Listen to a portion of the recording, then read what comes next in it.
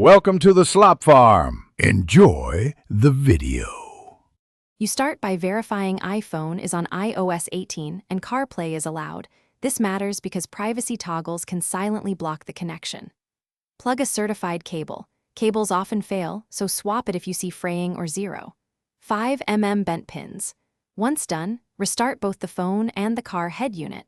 Restarting clears cache and temporary Bluetooth conflicts, which often cause the initial failure. Make sure Bluetooth is off briefly and then on, to force a fresh handshake. You now remove the old pairing to avoid stale profiles. Go to Bluetooth, forget the car, then initiate a new pairing. This forces CarPlay to renegotiate capabilities.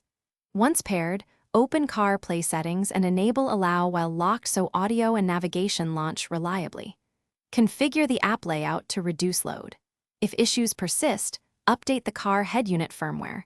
Manufacturers release compatibility patches, and updating often solves protocol mismatches. Also, you finish by testing core features.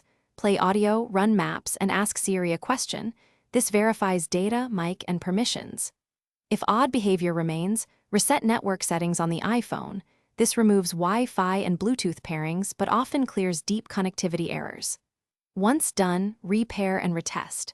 If problems continue, isolate hardware by trying another iPhone or a different car USB port. This single troubleshooting tip usually reveals whether the phone, cable, or head unit is at fault.